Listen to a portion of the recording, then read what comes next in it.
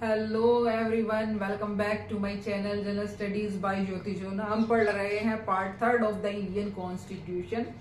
आज हम पढ़ेंगे फंडामेंटल राइट। स्टार्टिंग से पहला fundamental right, right to equality. वैसे हमारे पास टोटल 6 फंडामेंटल राइट है।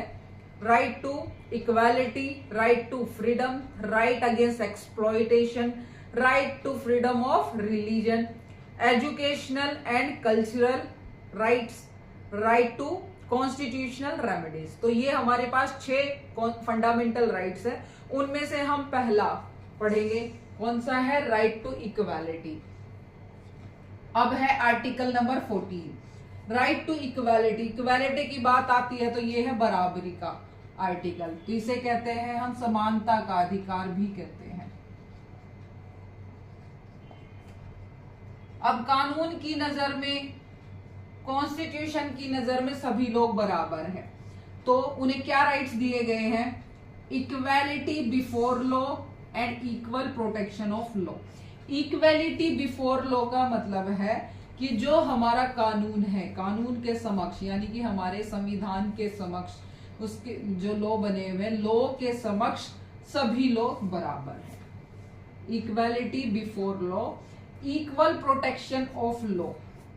इक्वल प्रोटेक्शन का मतलब है कि कानून के समक्ष सभी बराबर है और उन सभी को प्रोटेक्शन भी इक्वली दी जाएगी, चाहे वो छोटा हो, चाहे वो बड़ा हो, चाहे वो अमीर हो, चाहे वो गरीब हो, सभी के सभी प्रोटेक्शन सबको बराबर दी जाएगी। तो इक्वल प्रोटेक्शन ऑफ लॉ, हमारे लॉ है वो हमें इक्वल प्रोटेक्शन भी प्रोवाइड करता है। अब ये इक्वालिटी बिफोर लॉ ये लिया गया है, ये कंसेप्ट लिया है हमने ब्रिटेन से, ठीक है, ये हमने ब्रिटेन से लिया इक्वालिटी बिफोर लॉ, और इक्वल प्रोटेक्शन ऑफ लॉ लिया है हमने यूएसए से, ठीक है। ये दोनों कंसेप्ट हमने वहां के कॉन्स्टिट्यूशन से उठाए हुए हैं। फिर है ये prohibits arbitrary action. Arbitrary action का मतलब है, आर्बिट्रेरी एक्शन का मतलब है मनमानी से रोकना, ठीक है, कि हमारी पार्लियामेंट अपनी तरफ से कोई भी मनमानी से कोई भी नया रूल या लॉ नहीं बना सकती जो वायलेट करता हो किसको? हमारे फंडामेंटल राइट को। अलाउज रीजनेबल क्लासिफिकेशन, बिना किसी रीजनेबल क्लासिफिकेशन के अपनी मनमानी से कोई भी लॉ नहीं बना सकती। तो ये क्या करता है? प्रोहिबिट्स, मनाही करता है बनाने को मनमानी के एक्शंस को, ठीक है। तो ये इक्वल प्रोटेक्शन दे रहा है। कौन सा केस हुआ था? इंदिरा साहनी केस 1992। ये केस हमें प्रोवाइड करता रिजर्वेशन कैप 50%। अब इक्वालिटी की बात आई है, इक्वालिटी की बात है तो एम्प्लॉयमेंट में भी इक्वालिटी होनी चाहिए। अब रिजर्वेशन है, रिजर्वेशन क्यों रखा गया था? हमें सबको नीचे से लेके ऊपर तक इक्वल लाना है। अब पहले SC ST की अगर हालत देखी जाए तो छुआछूत, ठीक है, अनटचेबिलिटी थी, वो कभी इक्वल्स नहीं थे जर्नल्स के। अब उन्हें इक्वल लाने के लिए हमने क्या लाए? भीमराव अंबेडकर जी ने कॉन्स्टिट्यूशन, वो भी अनटचेबल थे, वो भी लोअर बैकग्राउंड से बिलोंग करते थे, तो रिजर्वेशन का कंसेप्ट आया, ठीक है। अब रिजर्वेशन का कंसेप्ट आया तो हमने ये तो नहीं है कि हम हमारी जॉब्स है 100% और 100% में से कितना भी रिजर्वेशन हो सकता है, फिर जनरल वालों के लिए कुछ बचेगा ही नहीं। अब ये है हमें उन्हें भी बराबर रखना है, माना कि हमें SC ST को ऊपर उठाना है, यानी हमें गरीब लोगों को। अब सिर्फ SC ST नहीं बचा है, SC ST के अलावा और भी वनरेबल पार्ट हो गए हैं, जैसे EWS हो गया है, OBC हो गया। तो SC ST की बात नहीं है, बात है रिजर्वेशन की। रिजर्वेशन हर उस ग्रुप को दिया जाएगा जिसके पास सोर्सेज कम है, ठीक है। तो रिजर्वेशन कितना दिया जाना चाहिए? सिर्फ 50%। अगर हमारी जॉब्स है तो जॉब 100% जॉब में से सिर्फ 50% ही रिजर्व सीट हो सकती है। ये कौन से केस ने डिफाइन किया? इंदिरा साहनी केस ने, कि कैप लगा दी है। रिजर्वेशन कैप का मतलब किसी भी चीज में तो उसमें से आगे नहीं बढ़ सकता। तो रिजर्वेशन कैप लगा दी है 50% कि 50% से ज्यादा रिजर्वेशन किसी भी जॉब के अंदर नहीं हो सकता। जॉब भी हो सकती है, अदर फैसिलिटीज भी हो सकती है, तो उसके अंदर 50% से ज्यादा रिजर्वेशन नहीं होगा। ये कौन से केस में आया? इंदिरा साहनी 1992 केस के अंदर। तो ये बात है इक्वालिटी की।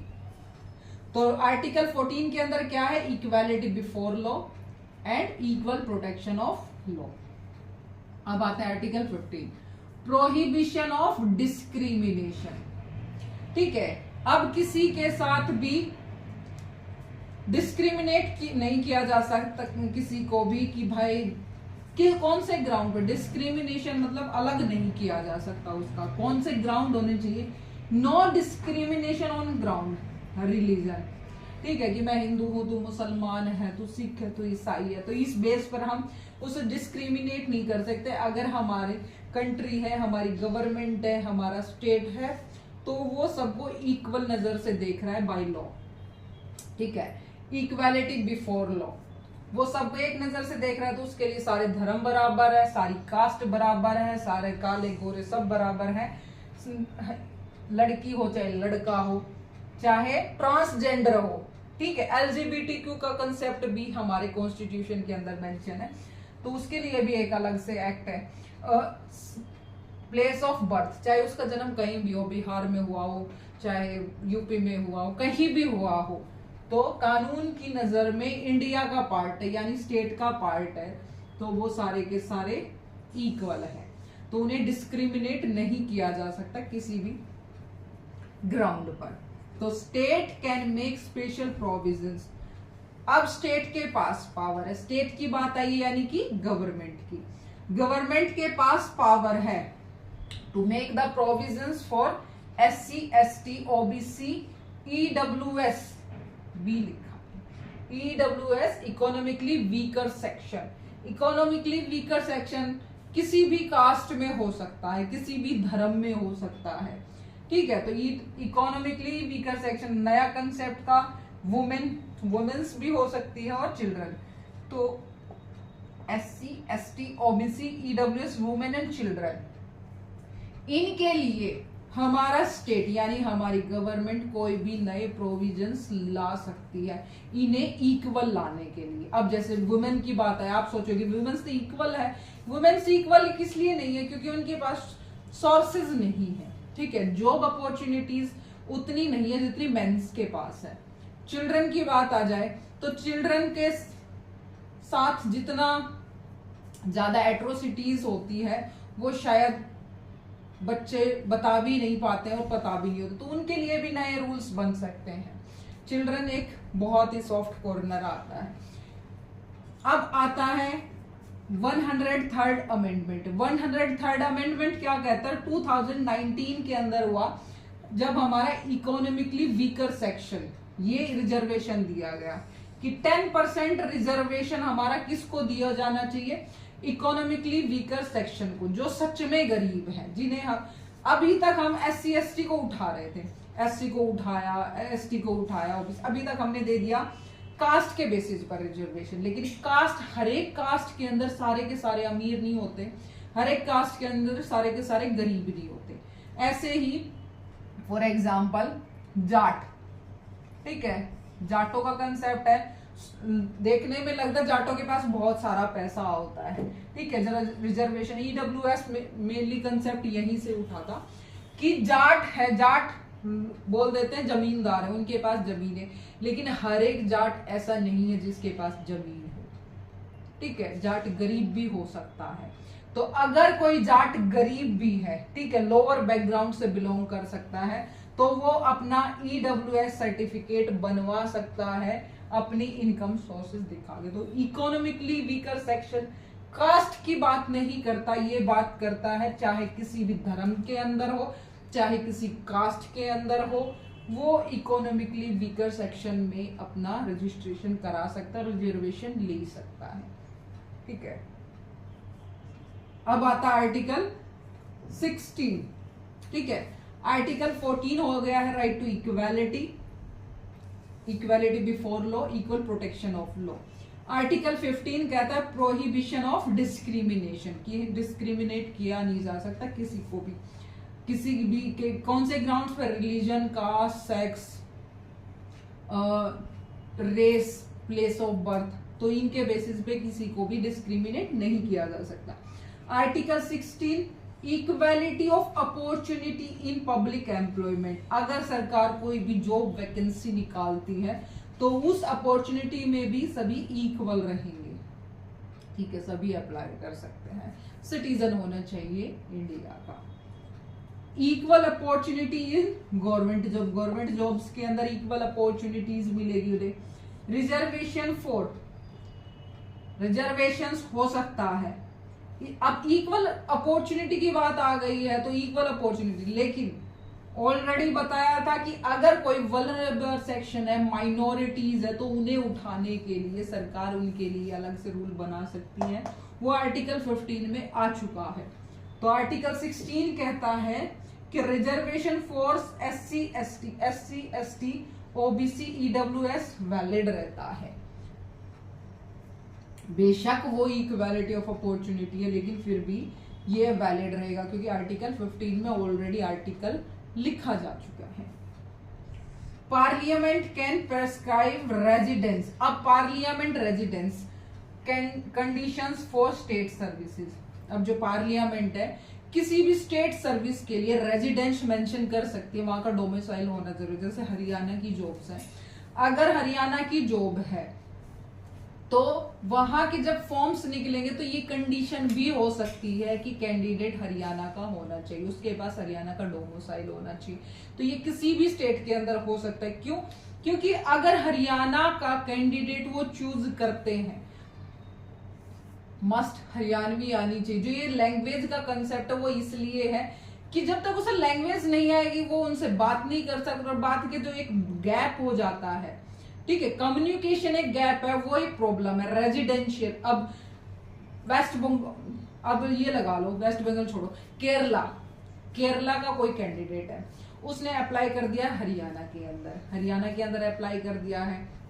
पहली बात तो केरला वाला, वहां का एनवायरनमेंट है जो हरियाणा का एनवायरनमेंट है बिल्कुल डिफरेंट है, वो सरवाइव नहीं कर सकता, वो अलग चीजें हैं, ठीक है, वो इसने मेंशन नहीं किया लेकिन मैं बता रही हूँ, ठीक है। अब वो ठीक है, अब उसने अप्लाई कर दिया हरियाणा, हरियाणवी से आती नहीं है, वहां का कोई हमने किसी पोस्ट पे बिठा दिया, बड़ी पोस्ट पे बिठा दिया है, अब उसे समझ ही नहीं आ रहा है हरियाणवी क्या बोल रहा है, अपनी चीजें समझा नहीं सकता, अपनी प्रॉब्लम शेयर नहीं कर सकता, रेजिडेंशियल नहीं है, तो इसलिए वो रेजिडेंस का कंसेप्ट आता है ताकि समझ सके।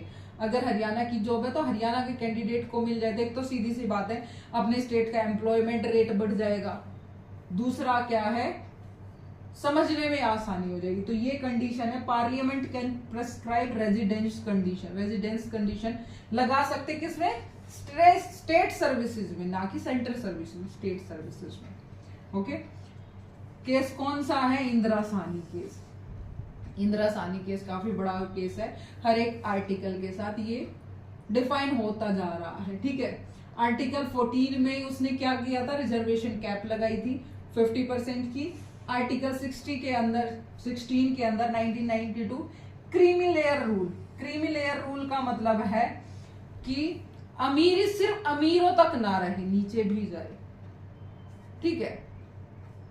ये क्रीमी लेयर है, जैसे दूध है ना, ये दूध में ये पहले ऊपर क्रीम यानी ये मलाई आ जाती है, मलाई लिखेंगे, क्रीम नहीं लिखेंगे, मलाई, ठीक है, मलाई आ जाती है, उसके नीचे दूध बच जाता। अब मलाई क्या होती है, जितनी भी अच्छी चीज है वो मलाई है, ठीक है, यहीं तक सीमित है, नीचे वाला तो नॉर्मल दूध है। तो ये क्रीमी लेयर को हटा के नीचे तक पहुंचाना, ठीक है, ये है ईडब्ल्यूएस, इकोनॉमिकली वीकर सेक्शन, यानी नीचे भी। तो यानी कि कोई भी जॉब है, ना कि वो क्रीमी लेयर जो एलीट्स है, क्रीमी लेयर की बात आती है एलीट्स के लिए, ठीक है, जिनके पापा भी गवर्नमेंट सर्विस में, मम्मी भी गवर्नमेंट सर्विस में, भाई भी रिजर्वेशन ले लेके ले रहे हैं वो, ठीक है, रिजर्वेशन एससी का कोई पर्सन है, ठीक है, वो आईएएस लग गया है, उसकी वाइफ भी आईएएस लगी, वो अपने बच्चों की भी तैयारी करवा रहा है, वो भी आईएएस लगी, तो ये क्रीमी लेयर रूल हो गया, वो वहीं तक सीमित रहेगी कि आईएएस का रिजर्वेशन का फायदा कौन उठा रहा है, सिर्फ एक वो क्रीमी लेयर उठा रही है, सिर्फ वही फैमिलीज उठा रही है जिनके पास सोर्सेज हैं, रिसोर्सेज हैं, और वो उससे सारा का सारा सिर्फ उसी लेयर तक सीमित हो गए। तो क्रीमी लेयर का हरियाणा गवर्नमेंट में भी बनाया था कि जिसके घर में अगर कोई एक भी सरकारी नौकरी वाला है तो उसको 5 नंबर नहीं मिलेंगे, 10 नंबर। ये एक रूल था 4-5 साल पहले। तो इस टाइप के रूल्स बना बना के तो क्रीमी लेयर को खत्म कर देगी सरकार। तो ये किस में आता है? आर्टिकल 16 के अंदर। ठीक है, तो स्टेट गवर्नमेंट भी बना सकती है, सेंट्रल गवर्नमेंट भी बना सकती है। तो ये आर्टिकल्स है हमारा 14 to 16। Article 14 right to equality, article 15 prohibition of discrimination, article 16 equality of opportunity in public employment. अब आते हैं आर्टिकल 17।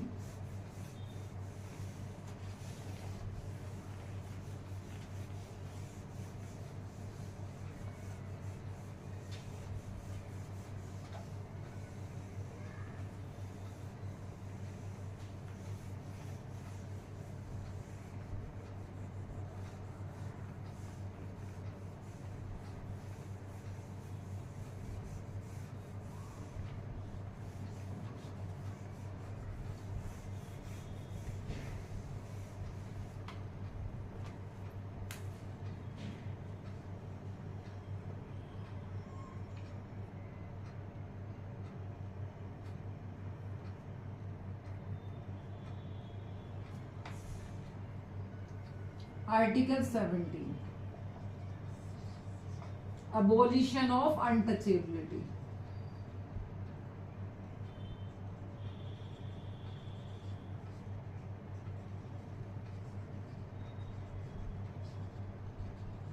क्या है अबोलिशन ऑफ अनटचेबिलिटी? ये क्या है? अनटचेबिलिटी एक क्रिमिनल ऑफेंस है। ठीक है, पनिशेबल ऑफेंस लिख देते हैं।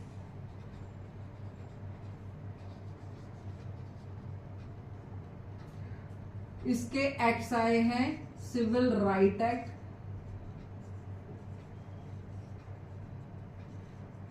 Nineteen 55, SC/ST atrocity act 1989। अब अबोलिशन ऑफ अनटचेबिलिटी का मतलब वही है छुआछूत को हटाया जाए, SC/ST को भी जर्नल के साथ बिठाया जाए। ठीक है, जो अभी धीरे धीरे हमारी मानसिकता में डिफरेंस आ रहा है, चाहे सिटीज हो चाहे गांव हो, लेकिन इतनी अनटचेबिलिटी नहीं है जितनी पहले थी। ठीक है, तो अनटचेबिलिटी को खत्म करने के लिए भी अलग से आर्टिकल है 17। ये प्रोटेक्ट करता है, अगर हम कोई भी अनटचेबिलिटी को आज भी फॉलो करता है तो ये क्रिमिनल ऑफेंस है, पनिशेबल ऑफेंस है। कहते हैं 6 महीने की जेल हो जाती है। यस, क्योंकि वो इस आर्टिकल में एक्ट्स के अंदर लिखे हुए हैं। ठीक है, एक्ट्स पढ़ोगे तो एक्ट्स बताएगा कि कौन सा क्यों। तो पहले तो 1955 में आया था ये एक्ट, अब नया बना था SC/ST एट्रोसिटी एक्ट 1989। दो एक्ट्स हैं जो प्रोटेक्शन देते हैं SC/ST को, अनटचेबिलिटी को, ये भी इक्वल दर्जा देने के लिए है। अब है article 18 abolition of titles. Abolition of titles, titles का मतलब उपाधि। सर बहादुर खान, कुछ भी है, सर हर एक चीज के आगे लगाते थे ना, तो पहले टाइटल्स मिलते थे। टाइटल्स, महात्मा गांधी भी एक टाइटल है जो हम लोगों ने गांधी जी को दिया था। ठीक है, तो अलग अलग टाइप के टाइटल्स हुआ करते थे ब्रिटिश टाइम पीरियड में। तो इसका क्या है? No titles accept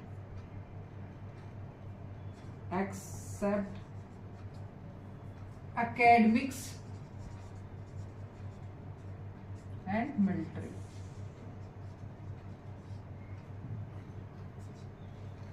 foreign titles barred,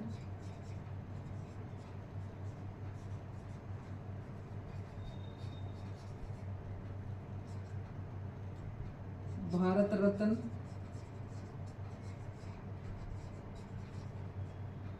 पद्म अवार्ड अलाउड। ये फिर से कौन सा केस है? बालाजी राघवन केस है ये, बालाजी राघवन 1996। इसने क्या किया था? अवार्ड्स को वैलिड किया था।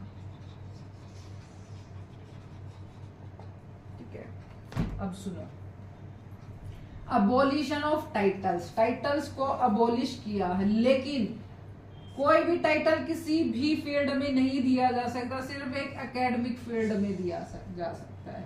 एजुकेशन में, एकेडमिक फील्ड में या फिर मिलिट्रीज में सिर्फ यहीं पर होता है लेफ्टिनेंट।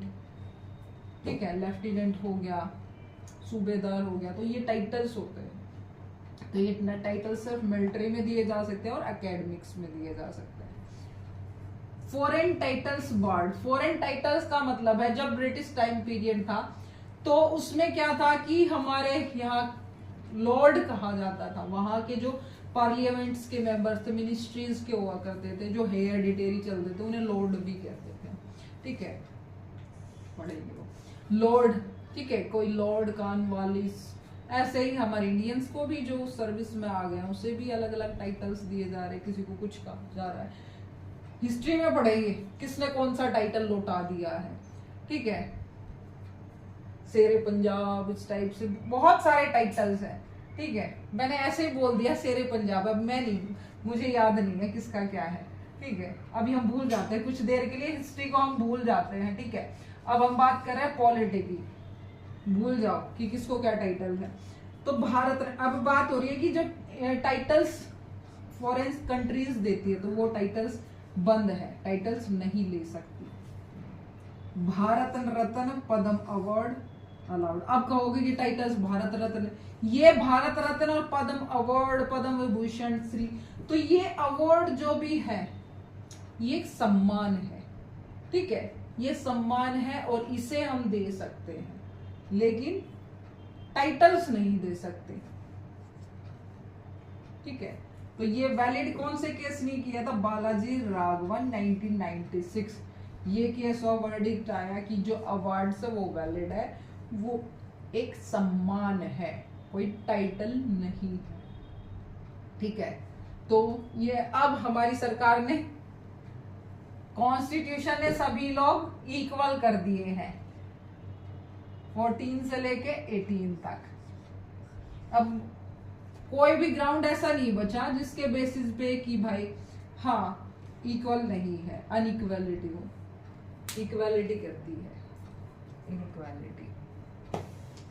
तो आज का टॉपिक यहीं पर खत्म होता है। ये हमारा फंडामेंटल राइट कवर हो गया है।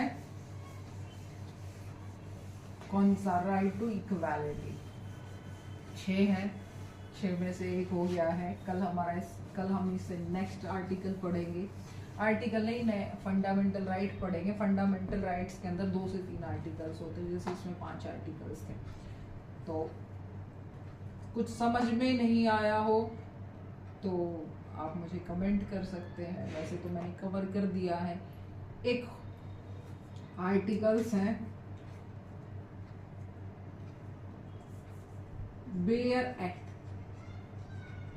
बेयर एक बुक है कॉन्स्टिट्यूशन की, बेयर एक्ट, उसके अंदर ये आर्टिकल्स 14 से लेके जैसे 18 के आर्टिकल, वो और भी थोड़े से पार्ट्स में डिवाइडेड है, जैसे 14 का ए, 14 का सेकेंड, इस टाइप से भी है। तो अगर कहो तो इतना डीपली, पर मुझे नहीं लगता अभी इतना डीपली जाना चाहिए, वो यूपीएससी के लिए है। ठीक है, वो एडवांस पार्ट है। कुछ लोग सोचे कि भाई नहीं, कॉन्स्टिट्यूशन को अभी नहीं पढ़ते हैं, अभी इतनी चीजें समझ लेते हैं, बेसिक समझ में आ जाएगा, उसके बाद ज्यादा एडवांस पार्ट में कवर कर देंगे, उसके ऊपर भी लेक्चर कभी बाद में। ठीक है, वैसे इससे क्वेश्चन सॉल्व हो जाते हैं, इससे भी सॉल्व हो जाते हैं जब जरूरत होगी। जो इम्पोर्टेंट पार्ट है वो अदर्स आर्टिकल्स में आ जाता है, वो जब किसी आर्टिकल में मेंशन होगा तो उस पार्ट को मैं डिस्क्राइब कर दूंगी। सारा नहीं पढ़ना हमने, पूरे कॉन्स्टिट्यूशन को नहीं पढ़ना, बेयर एक्ट्स को नहीं पढ़ना है सारे के सारे। ठीक है, जो भी है जैसे 16(3), 16(4), जो भी इम्पोर्टेंट होगा वो हम कवर कर लेंगे। तो आज का लेक्चर आज हम वाइंड अप करते हैं, मिलते हैं नेक्स्ट लेक्चर में।